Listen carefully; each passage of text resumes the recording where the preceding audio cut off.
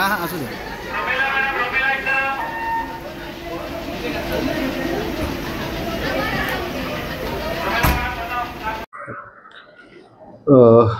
काल दिनांक 20/2/2024 रोजी CP गोयंका स्कूल कापूरबावडे ठाणे या शाळेची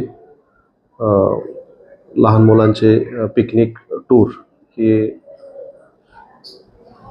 किड्झानिया थीम पार्क घाटकोपर या ठिकाणी गेली होती. त्या पिकनिकला जाण्यासाठी शाळेने ॲडव्हेंचर टूर्स अँड ट्रॅव्हल्स या कंपनीच्या माध्यमातून मुलांना त्या ठिकाणी पिकनिकसाठी घेऊन गेले होते.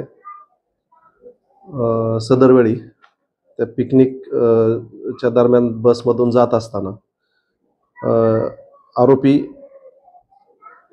जो आहे जावेद खान याने खाऊ वाटप करण्याच्या बहाण्याने त्या बसमध्ये उपस्थित असलेल्या लहान मुलींचे आणि 2 लहान मुलांचे विनयभंग केलेला आहे.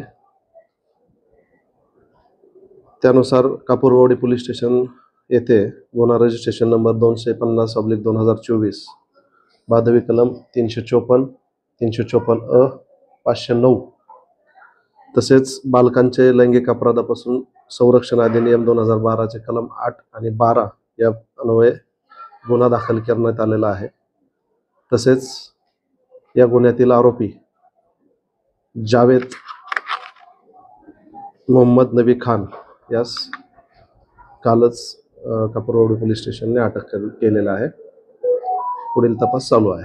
सर, या इन्स्टिट्यूशनचं नाव काय होतं? जी बस घेऊन जात त्या इन्स्टिट्यूशनचं नाव काय होतं? आणि दुसरं, आरोपीचा बॅकग्राऊंड काय होता? आरोपीचं काय व्हेरिफिकेशन गेलेलं होतं का इन्स्टिट्यूशनमध्ये?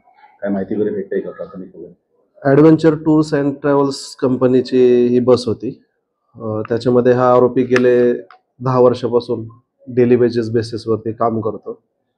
आरोपीचे वडील जे आहेत त्यांचं दुकान आहे, व्यवसाय करतात आणि आरोपी हा 10वी पर्यंत शिक्षण घेतलेला आहे आणि मागील 10 वर्षापासून या कंपनीसोबत अटेंडंट म्हणून काम करतोय.